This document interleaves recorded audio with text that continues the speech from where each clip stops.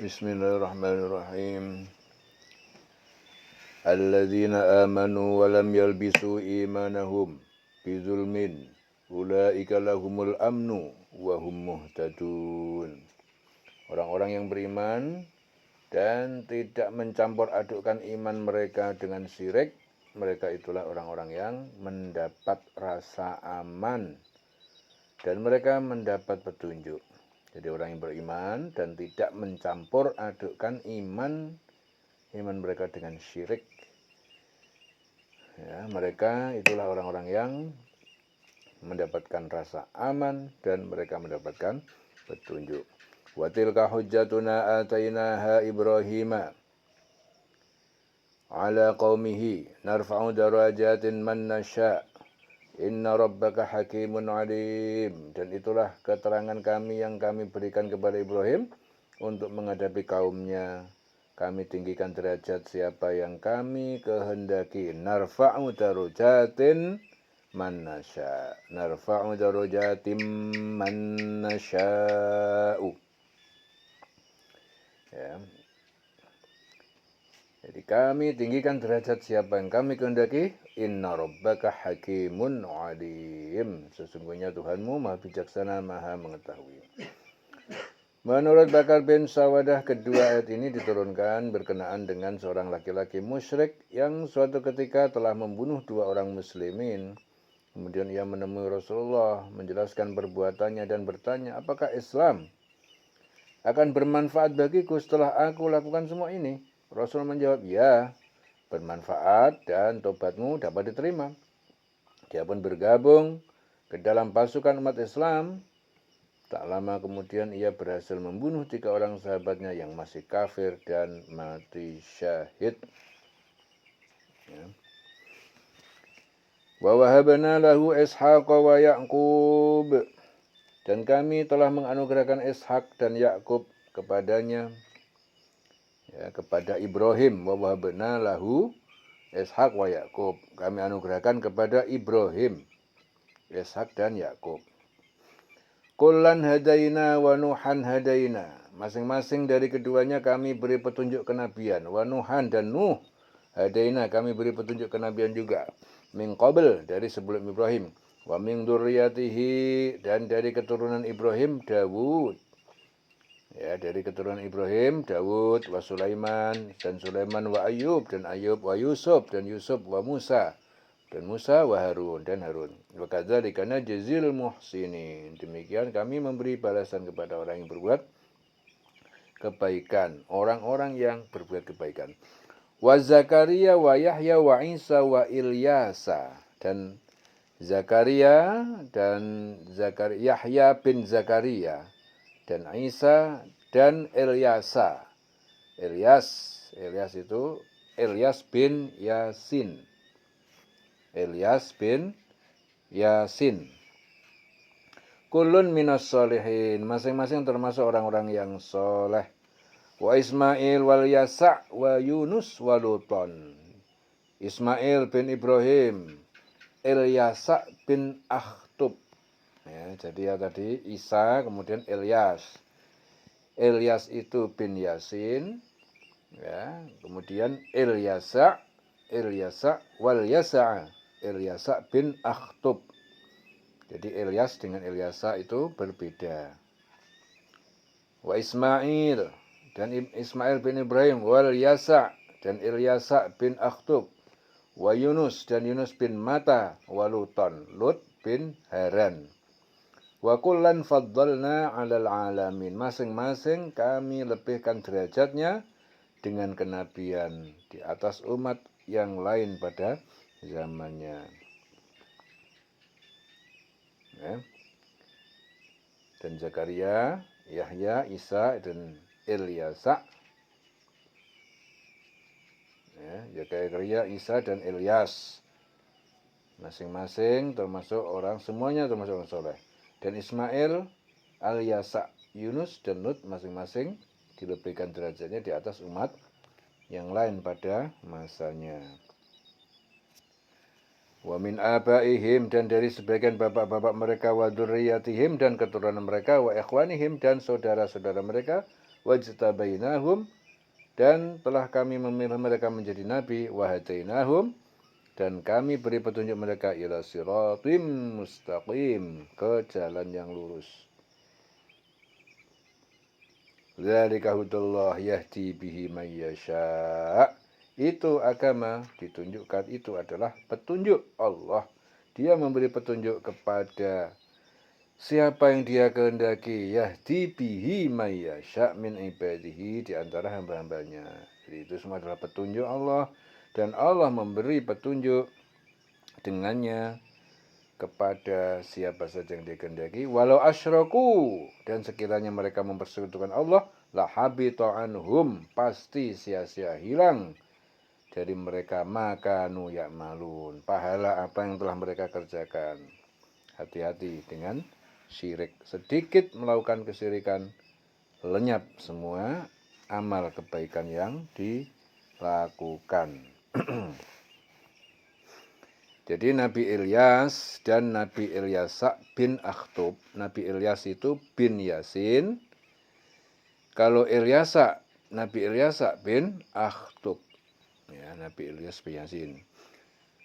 Jadi di tafsir Ibnu Katsir diriwayatkan silsilah keluarga Nabi Ilyas bermula dari Harun.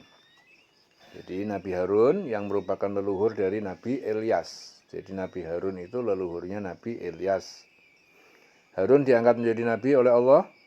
Kemudian pada masa Nabi Musa telah terlebih dahulu diutus untuk menyebarkan ajaran dari wahyu yang diturunkan Allah. Jadi jika dilihat dari silsilah garis keturunan Nabi Harun, merupakan kakak kandung Nabi Musa. Ya. Jadi Harun itu sering disebut di dalam Al-Quran itu berdampingan, selalu berdampingan dengan Nabi Musa. Karena ditempatkan pada wilayah dan pada masa yang sama dengan Nabi Musa. Sebelum diangkat, ya, Harun sebelum diangkat jadi nabi, Nabi Musa memohon kepada Allah untuk mengutus Harun menjadi nabi untuk menghadapi raja yang tengah berkuasa pada masa itu, yaitu Fir'aun. Kemudian Harun diizinkan oleh Allah diangkat sebagai nabi, ya, atas keinginan Nabi Musa, karena Nabi Harun memiliki kemampuan dalam berbahasa, merangkai kata-kata yang cocok. Jadi kemampuan Harun itu mampu berkomunikasi dengan baik. Ya, Nabi Musa pada waktu itu menyebarkan ajaran Allah itu didampingi Harun. Itu dibutuhkan orang yang mampu berkomunikasi dengan baik saat berhadapan dengan Fir'aun, saat Musa berhadapan dengan Fir'aun. Maka Musa mohon pada Allah agar supaya Harun mendampingi Musa. Ya, perjuangan Nabi, ya, menghadapi Bani Israel, akhirnya Nabi Harun berlanjut. Kemudian perjuangan Nabi dalam menghadapi Bani Israel, Nabi Harun itu berlanjut kepada keturunan yaitu Ilyas. Jadi perjuangan kepada dakwah yang dilakukan Nabi Harun untuk Bani Israel dilanjutkan oleh keturunannya yaitu siapa? Ilyas. Ilyas itu keturunan keluarga Nabi Harun, ya, yang berasal sukunya Levi, ya, salah satu Bani Israel, yaitu anak-anak Yakub bin Ishak bin Ibrahim. Jadi ayah Nabi Ilyas itu bernama Yasin. Ilyas bin Yasin bin Fanhas bin Al-Izar bin Harun. Jadi Ilyas bin Yasin bin Fanhas bin Al-Izar bin Harun. Jadi dalam tradisi Yahudi Nasrani, Nabi Ilyas itu disebut, jadi di dalam Yahudi Nasrani, Ilyas itu sebutannya apa? Elia, yaitu Eliyahu Nabi, ya. Eliyahu, jadi Nabi Elia. Jadi dia itu penduduk Gilead, ya, yang pada waktu zaman dulu merupakan wilayah yang sekarang berada di bawah distrik utara negara bagian Yordania modern. Jadi di sebelah selatan sungai Yarmuk.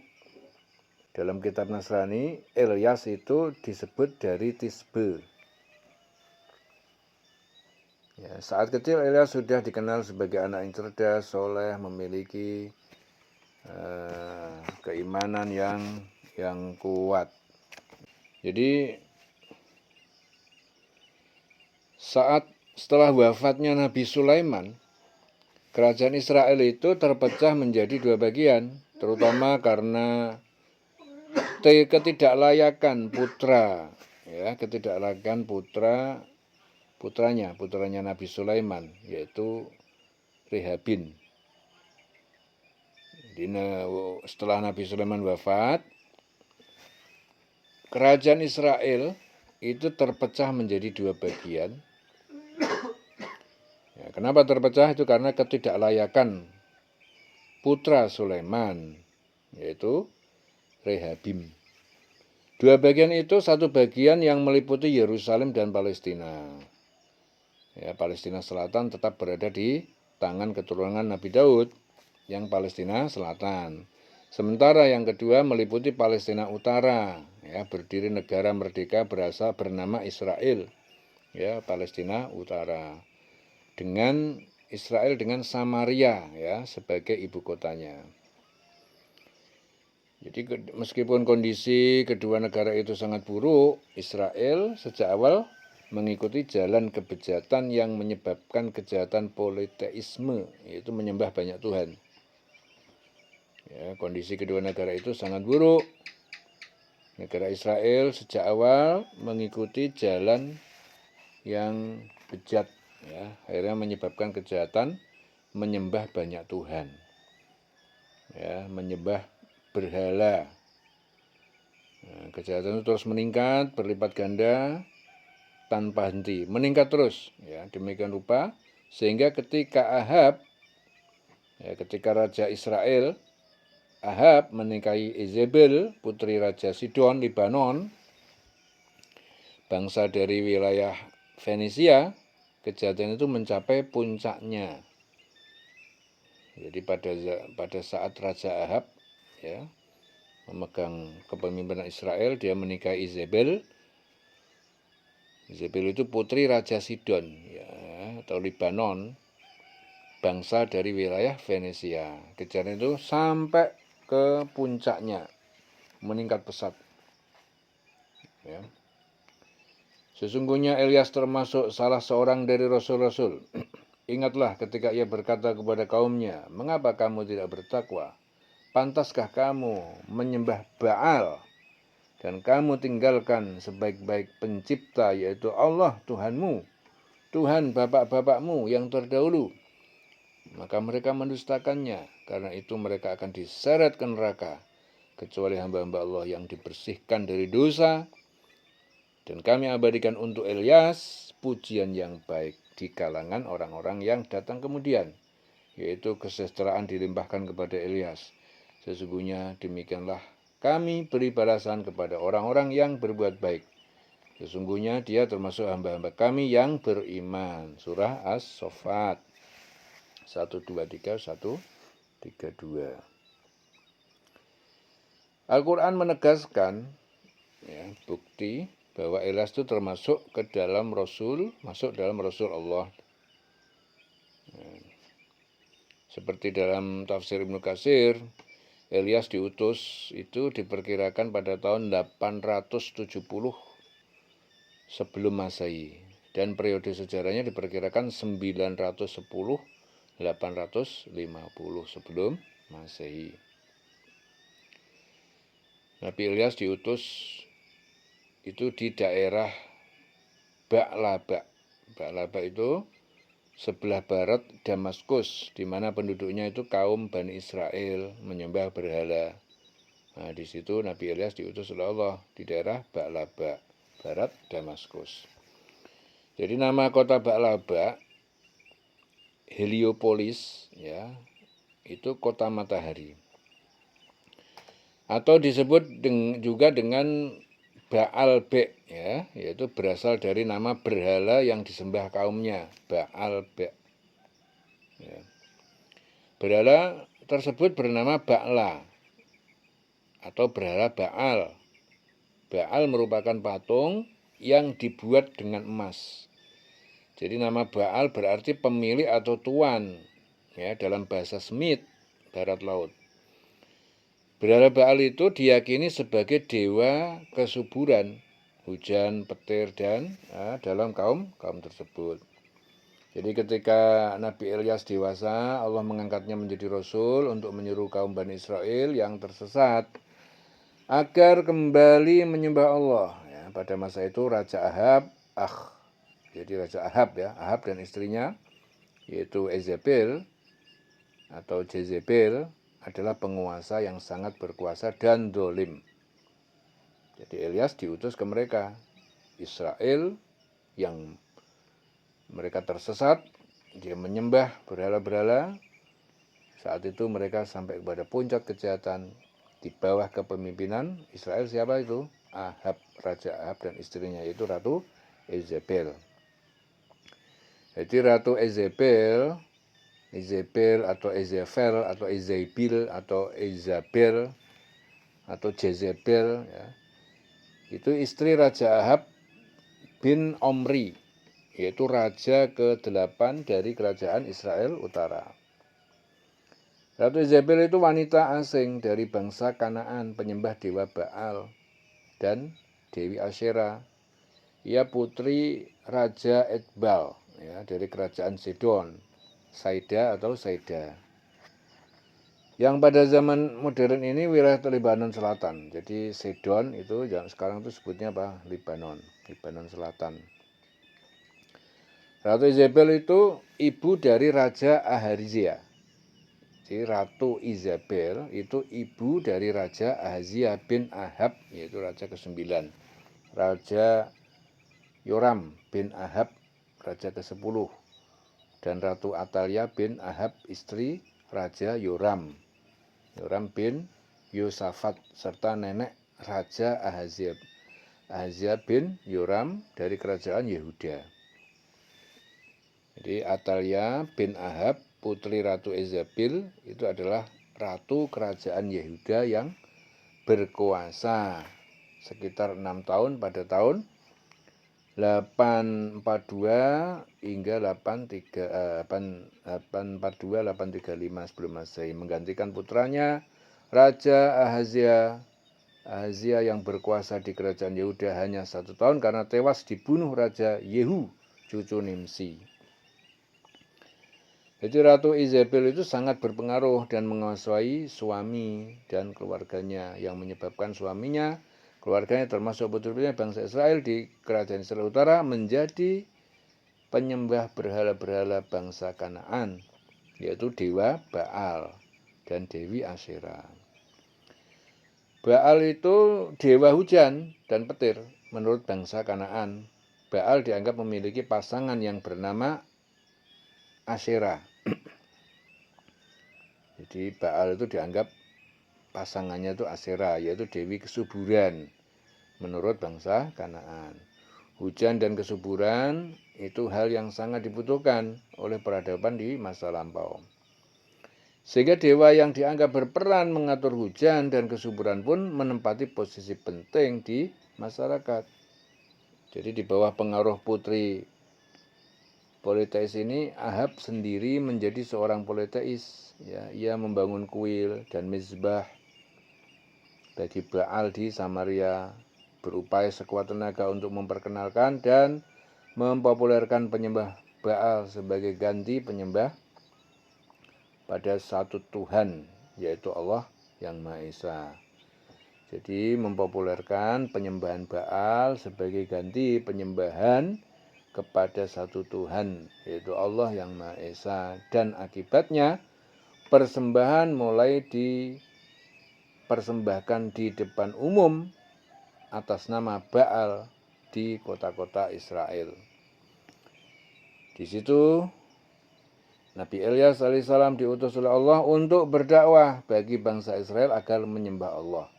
Kembali menyembah Allah, bukan dewa Baal. Jadi Nabi Ilyas memperingatkan kaumnya, seperti itu tercantum dalam As-Sofat, ayat 123 hingga 132, peringatan pertama Nabi Ilyas adalah upaya menyadarkan mereka dengan ucapan, mengapa kamu tidak bertakwa? Patutkah kamu menyembah Baal dan kamu tinggalkan sebaik-baik pencipta, yaitu Allah, Tuhanmu, Tuhan bapak-bapakmu yang terdahulu. Jadi mendengarkan ajakan dari Nabi Ilyas, kaum Bani Israel begitu marah dan berkata, hai Ilyas, berani engkau meminta kepada kaum kami untuk meninggalkan Tuhan-Tuhan kami? Sesungguhnya kami melakukan hal itu karena bapak-bapak kami juga melakukan hal tersebut. Nabi Ilyas kemudian segera mendatangi Raja Ahab. Di bawah pengaruh Yezebel, Raja Ahab membangun kuil dan mizbah. Mizbah itu tempat persembahan berupa gundukan. Itu namanya mizbah. Ya, untuk Baal di Samaria. Dan seluruh bangsa Israel mulai terlibat dalam penyembahan berhala. Baal adalah dewa hujan, kesuburan menurut kepercayaan Kanaan. Jadi bangsa Israel menyembah Baal dengan harapan mereka dapat panen yang melimpah dan sejahtera. Allah mengutus Ilyas untuk memberi peringatan tanpa banyak perkenalan, tetapi dengan perintah kuasa penuh. Ya. Dari Allah, Nabi Ilyas langsung menghadap Raja Ahab dan menyampaikan hukuman Allah atas dosa-dosa mereka. Nabi Ilyas berkata kepada Ahab, demi Allah, yang kulayani tidak akan ada embun atau hujan selama beberapa tahun ini, kecuali jika aku mengatakannya. Pernyataan ini sangat kuat karena Nabi Ilyas secara langsung menantang kepercayaan mereka kepada Baal. Jika hujan tidak turun, itu akan menjadi bukti bahwa Baal tidak memiliki kuasa. Dan Tuhan Allah yang benar, yang bisa mengendalikan cuaca dan membawa kehidupan. Ya.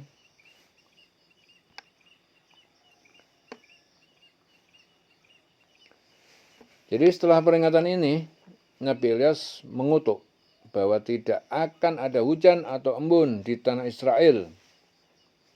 Ya, tanah Israel selama 3 tahun ke depan. Ini adalah bentuk hukuman langsung dari Allah kepada Israel atas penyembahan berhala yang meluas dan pengkhianatan mereka terhadap perjanjian dengan Allah. Ya, kekeringan yang berkepanjangan akan menghancurkan pertanian, menyebabkan kelaparan dan sangat memukul ekonomi Israel yang bergantung pada hasil pertanian. Setelah menyampaikan kutukan ini, Nabi Ilyas melarikan diri sesuai dengan perintah Allah untuk menghindari kemarahan Raja Ahab dan Ratu Yezebel. Karena Ratu Yezebel ingin membalas dendam dan membunuhnya karena secara terbuka menantang kekuasaan dan otoritas dewa-dewa Baal yang didukung oleh Yezebel. Perintah instruksi langsung dari Allah yang menginginkan Nabi Ilyas tetap hidup agar dapat menunjukkan misi dakwahnya pada waktu yang ditentukan. Allah mengarahkan Nabi Ilyas pergi ke tepi sungai Krit di sebelah timur sungai Yordan.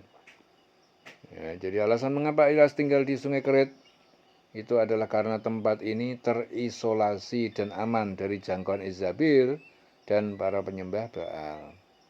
Jadi di tempat ini Allah memberikan mukjizat, yakni setiap hari pagi dan sore burung-burung gagak datang membawa roti dan daging untuk memberi makan Nabi Ilyas. Nabi Ilyas minum dari air sungai. Allah secara langsung menjaga dan menyediakan kebutuhan Elia selama waktu persembunyiannya. Ya, Elia itu Ilyas. Selama masa kekeringan, Raja Ahab dan Yezebel semakin marah. Yezebel secara aktif memburu para nabi Tuhan, diburu. Dan banyak nabi Tuhan yang dibunuh olehnya. Ya. Jadi ini seperti kondisi negara saat ini. Jadi orang-orang yang melakukan kebaikan, berdakwah, diburu. Ya. Diburu, dicari kesalahannya. Kalau perlu ditangkap, dipojokkan, difitnah. Ya. Jadi Yezebel secara aktif memburu para nabi, ya, karena dianggap mengganggu urusan kerajaan. Jadi siapapun ya namanya ulama, kiai, ustadz yang tindakannya dalam berdakwah itu dianggap mengganggu kestabilan kehidupan berbangsa dan bernegara, harus siap akhirnya diburu. Ya, ini kasus-kasus ulama, ustadz diburu, ya, dipojokkan, difitnah itu memang sudah terjadi di masa-masa lampau. Ya, sekarang sejarah berulang. Jadi namanya sejarah itu berulang lagi. Di masa Ilyas ya, diburu oleh Izzabil. Izzabil itu istrinya Raja Ahab. Ya, penguasa Israel pada saat itu memburu dan membunuh. Nabi-nabi dibunuh semuanya. Pokoknya dengar sana ada nabi dibunuh. Tapi Nabi Ilyas tetap tidak ditemukan karena dia dilindungi Allah. Ya. Siapapun yang melakukan penghancuran dan melakukan perlawanan terhadap penyembahan Baal, pokoknya yang prinsipnya nggak sama, ya pikirannya nggak sama, itu dianggap musuh dan tetap diburu. Nah, sama dengan saat ini Ilyas juga diburu dan tetapi dia aman, dilindungi oleh Allah. Di tengah kelaparan, kekeringan, Ahab mencari cara untuk menyelamatkan kerajaannya. Tapi dia tidak pernah benar-benar bertobat. Tetap dia dolim. Kekuasaan raja yang dolim. Ya. Jadi ini kekuasaan raja penguasa yang dolim. Dia nggak pernah bertobat. Setelah beberapa waktu, jadi kalau kondisi orang tidak bertobat melawan hukum Allah, yang terjadi apa? Kesulitan. Ya. Di sini contohnya adalah kekeringan. Sehingga rakyat tidak bisa makan. Jadi setelah beberapa waktu, karena kekeringan, sungai Kerit mulai mengering, Allah kemudian memerintahkan Nabi Ilyas untuk pergi ke Sarfat, ya, sebuah kota di wilayah Sidon, Fenisia, di luar wilayah Israel. Jadi ketika Ilyas tiba di Sarfat, ia melihat seorang janda yang sedang mengumpulkan kayu. Nabi Ilyas meminta janda tersebut untuk memberinya sedikit air dan sepotong roti. Janda itu menjawab bahwa dia hanya memiliki sedikit tepung dalam bejana dan sedikit minyak dalam kendi.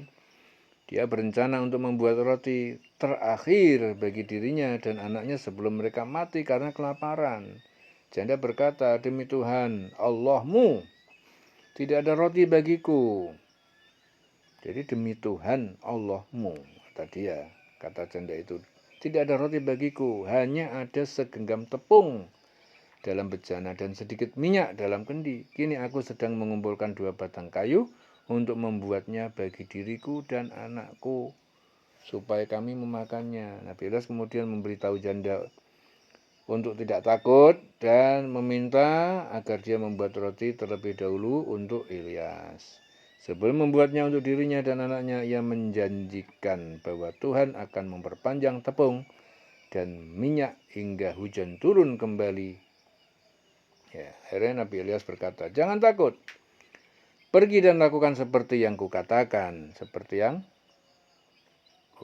tetapi buatlah dahulu bagiku ya, sebuah roti kecil dari yang pertama dan bawa ke sini. Kemudian kau buat untuk dirimu dan untuk anakmu." Nah, sebab demikianlah firman-Nya Allah. Bejana tepung tidak akan habis dan kendi minyak tidak akan kosong sampai pada hari Allah memberi hujan di atas bumi. Akhirnya janda itu mengikuti perintah Nabi Ilyas. Dia membuat roti kecil untuk janda itu mengikuti perintah Nabi Ilyas. Dia membuat roti kecil untuk Nabi Ilyas dan setelah itu dia membuat roti untuk dirinya dan anaknya. Jadi mukjizat terjadi tepung dalam bejana dan minyak dalam kendi tidak habis-habis selama masa kekeringan. Ini mukjizat. Jadi setiap kali janda itu membutuhkannya, dia menemukan tepung dan minyak masih ada. Dan setelah itu dia membuat roti untuk dirinya dan anaknya. Namun terjadi sebuah tragedi ketika anak janda tersebut sakit dan akhirnya meninggal. Janda itu sangat berduka dan merasa putus asa karena kehilangan satu-satunya anaknya. Janda itu mengeluh kepada Nabi Ilyas tentang kematian anaknya. Dia merasa bahwa kematian anaknya adalah hukuman dari Tuhan atas dosanya. Ya, dia berkata, "Apakah engkau datang kepada saya untuk membawa dosa saya, keingatan dan membunuh anakku. Mendengar kesedihan janda itu, Nabi Ilyas meminta agar dia membawa anaknya kepadanya. Nabi Ilyas berkata, berikan anakmu kepadaku. Nabi Ilyas kemudian mengangkat anak itu dan membawanya ke atas, ke kamar tempat dia tinggal. Di atas, Nabi Ilyas berdoa kepada Allah. Dia meminta Allah untuk mengembalikan nyawa anak itu. Nabi Ilyas mengulangi doa tersebut sebanyak 3 kali dengan menyatakan, ya Tuhan, ya Allahku, kembalikan nyawa anak ini ke dalam dirinya. Allah mengabulkan permohonan Nabi Ilyas. Nyawa anak itu kembali ke dalam dirinya. Anak itu dihidupkan oleh Allah kembali. Nabi Ilyas kemudian membawa anak itu kembali kepada ibunya dan memberitahukan kepada anaknya hidup. Janda itu sangat bersuka cita dan mengakui bahwa Nabi Ilyas adalah seorang nabi dan bahwa firman Tuhan dalam mulutnya adalah benar. Ya. Janda itu berkata, sekarang aku tahu bahwa engkau adalah seorang nabi dan firman Tuhan di dalam mulutmu adalah kebenaran.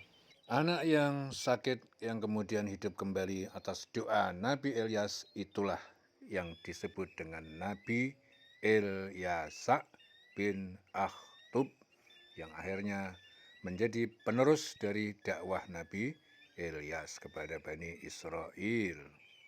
Jadi setelah beberapa waktu tinggal di Sarfat, Allah memerintahkan Nabi Ilyas untuk kembali ke negeri Israel, bahwa Allah akan mengirimkan hujan ke atas bumi. Ini adalah tanda bahwa masa kekeringan akan segera berakhir. Sebelum bertemu kembali dengan Raja Ahab, Nabi Ilyas bertemu dengan Obaja. Obaja itu Abdullah, yakni seorang pegawai istana yang takut akan Tuhan. Jadi Obaja itu telah menyelamatkan 100 nabi, ya, 100 nabi Tuhan dari pembunuhan Ratu Izabel, ya, dengan menyembunyikan mereka di gua-gua. Jadi Obaja sangat khawatir karena dia tahu bahwa Raja Ahab sedang mencari Nabi Ilyas untuk menghadapinya. Setelah pertemuan dengan Obaja atau Abdullah, Nabi Ilyas akhirnya menemui Raja Ahab. Ya, saat melihat Nabi Ilyas, Raja Ahab menuduh Nabi Ilyas telah sebagai pengacau Israel. Jadi setelah Ahab ketemu sama Ilyas, Ahab menuduh Ilyas sebagai pengacau, ya, pengacau Israel. Ya, jadi dengan nada menuduh, engkau Ilyas yang telah mengganggu Israel. Nah, Ilyas menjawab dengan berani, aku bukan mengganggu Israel, tetapi engkau dan keluargamu, karena kalian telah meninggalkan perintah Allah dan mengikuti Baal. Nabi Ilyas menegaskan bahwa Ahab dan bangsa Israel telah berpaling dari Allah dan mengikuti dewa-dewa berhala. Nabi Ilyas kemudian meminta Ahab untuk mengumpulkan semua Nabi Baal dan seluruh bangsa Israel di Gunung Karmel untuk mengadakan tantangan. Kumpulkan semua Nabi Baal dan semua Israel di Gunung Karmel. Kita akan melakukan sebuah perlombaan. Biarkan kita mempersembahkan korban, dan kita akan memanggil nama Tuhan kita. Siapa yang menjawab dengan api, dialah Tuhan yang sebenarnya. Ahab setuju dan memanggil seluruh bangsa Israel dan para Nabi Baal untuk berkumpul di Gunung Karmel. Ini menandai persetujuan Ahab untuk menghadapi Nabi Ilyas dan menunjukkan siapa yang memiliki kuasa sejati di Gunung Karmel. Nabi Ilyas berdiri di depan seluruh bangsa dan para nabi Baal. Ia memperdebatkan betapa mereka harus memilih antara mengikuti Tuhan atau Baal. Nabi Ilyas berkata pada para nabi Baal, pilihlah seekor lembu jantan dan persiapkan dulu, ya, sebab kalian adalah banyak. Panggillah nama dewa-dewa kalian, tetapi jangan menyalakan api. Mereka mengambil lembu jantan yang diberikan kepada mereka dan memanggil nama Baal dari pagi sampai siang. Ya, Baal dipanggil-panggil, tidak ada jawaban. Nabi Ilyas memperbaiki mezbah Tuhan yang telah runtuh menggunakan 12 batu yang mewakili 12 suku Israel. Dia mengatur kayu di atas mezbah, meletakkan lembu jantan yang telah disembelih di atas kayu tersebut sebagai korban. Nabi Ilyas meminta agar 4 cawan air diisi dan dituangkan di atas korban dan kayu, sehingga korban itu basah dan diparit sekeliling mezbah untuk menunjukkan bahwa ini adalah mukjizat yang benar-benar berasal dari Allah. Kemudian Nabi Ilyas berdoa kepada Allah. Dalam doanya ia meminta agar Allah menunjukkan dirinya kepada bangsa Israel, agar mereka dapat mengetahui bahwa Allah adalah Tuhan yang benar. Nabi Ilyas berdoa, ya Allah, ya ilah yang disembah oleh Ibrahim, Ishak, Yakub, nyatakanlah sekarang ini bahwa Engkaulah Allah yang Maha Esa dan saya adalah hamba-Mu. Jawablah ya Allah, jawablah saya supaya rakyat ini tahu bahwa Engkau Tuhan ya Allah adalah ilah yang patut disembah dan bahwa hanya kepadamu saja mereka akan kembali. Tuhan menjawab doa Elisa, dikabulkan doa Ilyas dengan mengirimkan api dari langit yang membakar korban, kayu-kayu, batu mezbah, ya, bahkan mengeringkan air di parit. Melihat apa yang terjadi, seluruh bangsa Israel terkejut, langsung bersujud, mengakui bahwa Tuhan adalah Allah, Tuhan yang benar adalah Allah yang benar. Setelah pengakuan iman bangsa Israel, Nabi Ilyas memerintahkan agar semua Nabi Baal ditangkap, dan Nabi Baal yang jumlahnya sekitar 450 dihadapkan kepada Nabi Ilyas, dan dia memerintahkan agar mereka dibawa ke sungai Kison. Di sana mereka dihukum mati sesuai dengan hukum Tuhan, hukum Allah, yang menuntut agar para penyembah berhala dihapuskan di tengah bangsa Israel. Jadi tindakan ini dilakukan untuk membersihkan Israel dari penyembahan berhala dan untuk mengembalikan penyembahan kepada Tuhan yang benar. Seperti waktu Nabi Musa menghukum kaumnya yang menyembah berhala anak sapi betina emas yang dibuat oleh Samiri, ya.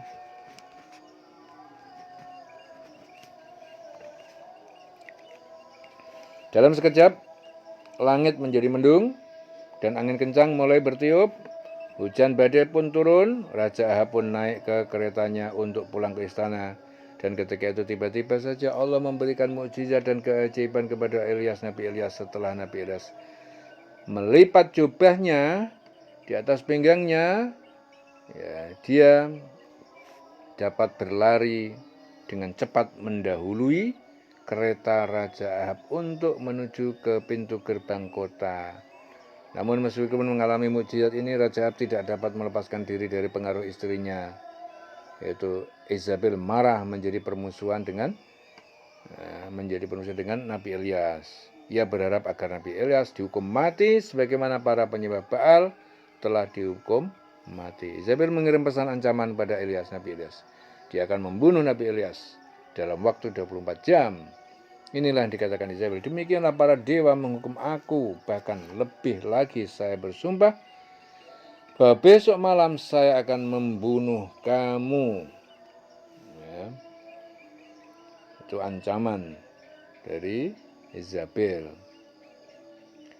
Allah mengarahkan Nabi Ilyas dengan menyelamatkan diri pergi ke arah barat, ya, sejauh 150 kilo sampai ke kota Berseba, ya, yang waktu masuk wilayah kerajaan Yehuda itu sebagai Israel Selatan. Jadi masuk wilayah kerajaan Yehuda Selatan. Nabi Ilyas merasa sangat kelelahan, putus asa, dan merasa tertekan karena situasi yang dihadapi, sampai berdoa kepada Allah, cukuplah sudah ya Tuhan, ambillah nyawaku karena aku ini tidak lebih baik dari nenek moyangku. Pada kejadian itu Nabi Ilyas beristirahat dan berbaring di bawah pohon lalu tertidur. Tiba-tiba Nabi Ilyas dibangunkan oleh malaikat. Dia diberi makan, minum supaya kuat untuk menempuh perjalanan yang sangat jauh, karena Allah memerintahkan Nabi Ilyas untuk pergi menyelamatkan diri ke Gunung Sinai, Jabal Musa, yaitu di Mesir. Perjalanan yang ditempuh memakan waktu 40 hari 40 malam hingga sampai ke Jabal Musa di semenanjung Sinai. Ya, Mesir yang sangat jauh dari negeri Israel, sehingga Nabi Ilyas selamat dari pembunuhan yang kedua oleh Ratu Isabel. Tempat persembunyian Nabi Ilyas di puncak Jabal Musa itu terdapat gua di mana dahulu Nabi Musa datang pada waktu yang telah Allah tentukan untuk bermunajat, menurunkan kitab Taurat. Jadi di tempat persembunyian itu Nabi Ilyas hanya makan rumput-rumputan, mengenakan pakaian berbahan kulit domba.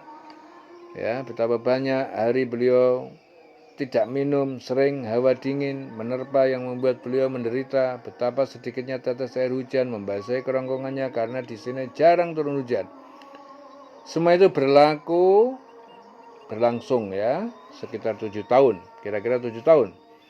Jadi saat berada di Gunung Sinai, Allah bicara kepada Nabi Ilyas menanyakan apa yang dia lakukan di sana. Nabi Ilyas menjelaskan bahwa dia telah bekerja keras untuk Allah, tetapi orang-orang Israel telah meninggalkan perjanjiannya, menghancurkan mizbah-mizbahnya dan membunuh para nabinya.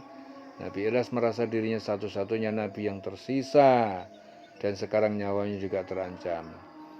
Ketika Nabi Ilyas masih bersembunyi di Jabal Musa, Ratu Izabel dan Ahab bin Omri melakukan kezaliman dengan membunuh merampas perkebunan anggur milik Nabot. Jadi setelah Izabel dan Raja Ahab membunuh Nabot, anak-anaknya, dan merampas kebun anggur milik Nabot yang terletak di samping istana Raja Ahab, maka Allah berfirman kepada Ilyas supaya keluar dari tempat persembunyian beliau di Jabal Musa untuk menemui Raja Ahab dan menyampaikan firman-Nya bahwa Allah akan menimpakan azab kepada Ahab dan keluarganya sebagai hukuman dari Allah dan dosa-dosanya dan dosa-dosa keluarganya yang melampaui batas.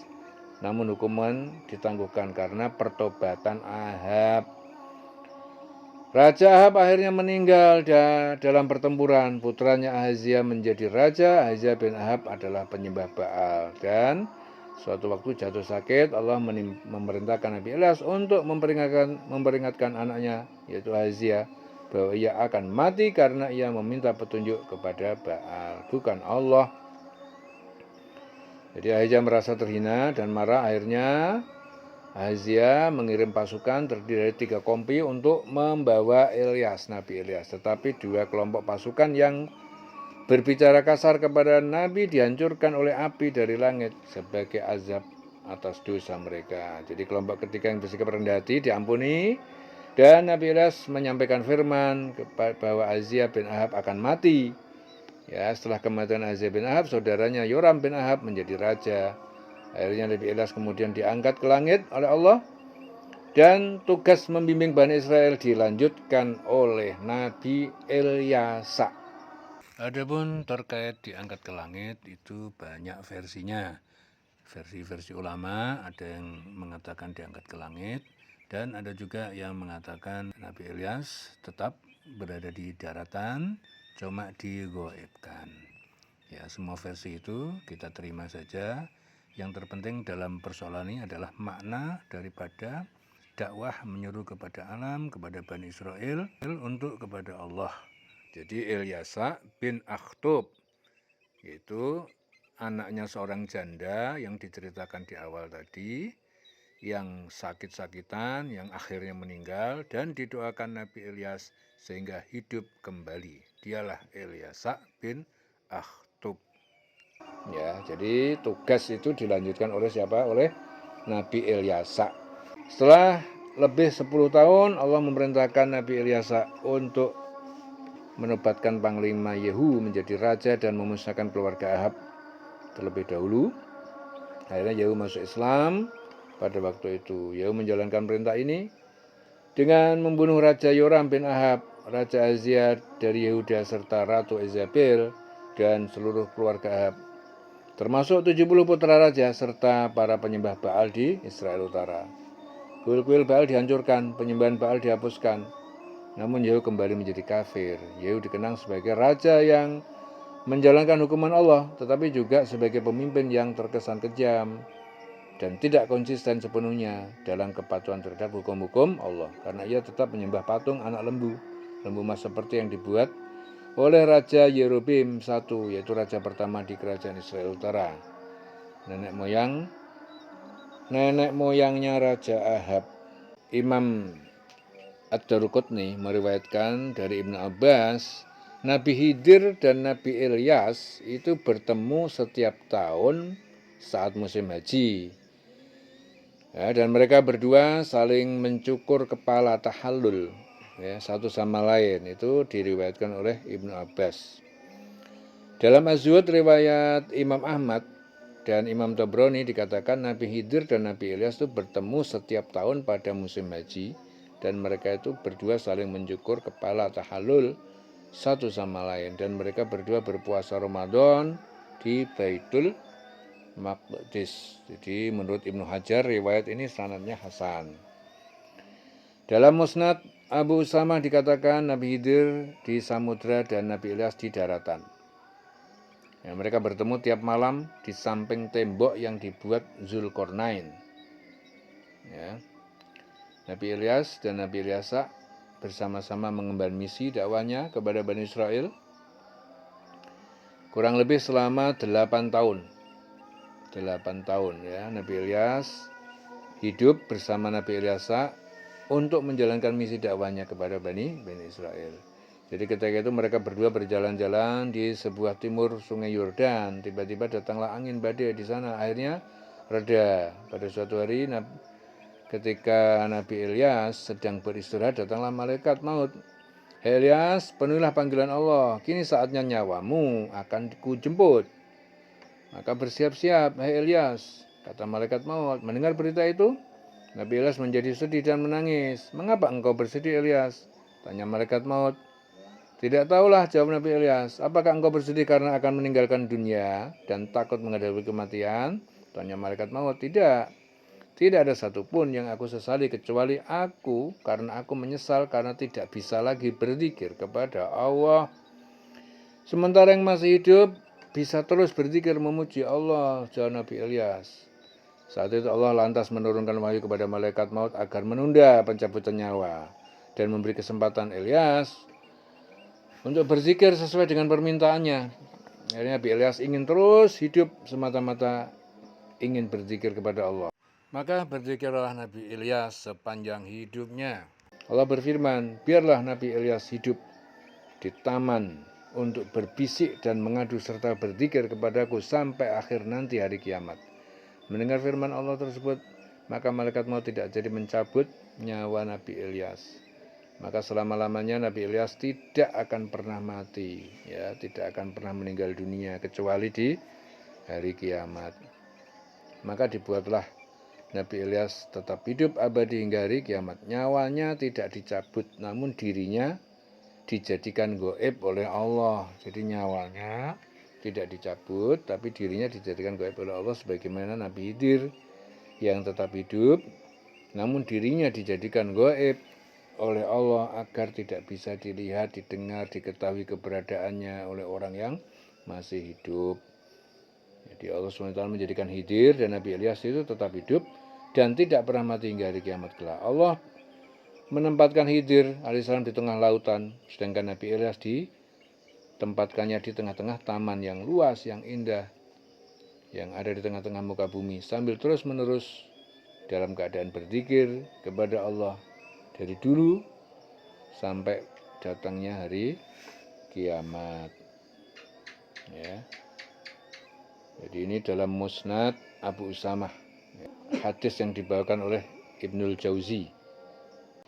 Jadi Nabi Ilyasa itu seorang nabi Bani Israel yang saat masih kecil ia pernah terserang penyakit parah dan didoakan oleh Nabi Ilyas hingga sembuh, dan bahkan juga pernah meninggal dan dimintakan lagi kepada Allah agar diriwan kembali dan akhirnya hidup kembali.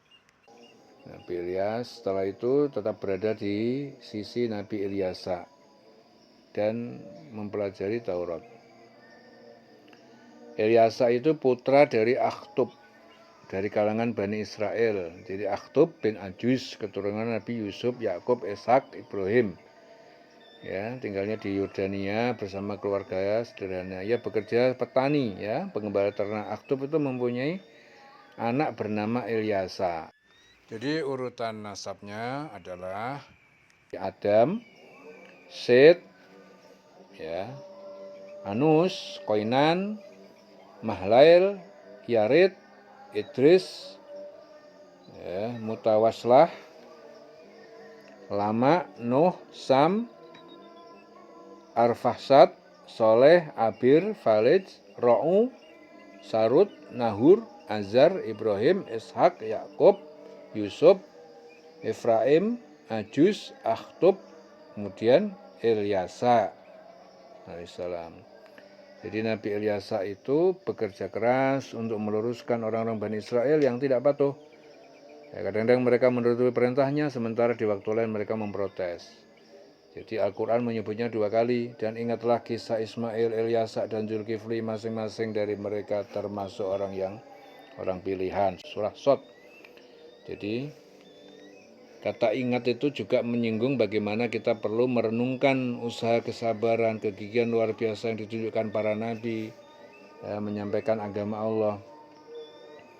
Jadi ayat lain apa? Ismail dan Ismail, Ilyasa, Yunus, Lut, masing-masing kami beri kelebihan di atas seluruh alam. Surah Al-An'am. Wallahu a'lam bissawab. Allah yang Maha mengetahui semua kebenaran. Ya, di dedeng selawase urip.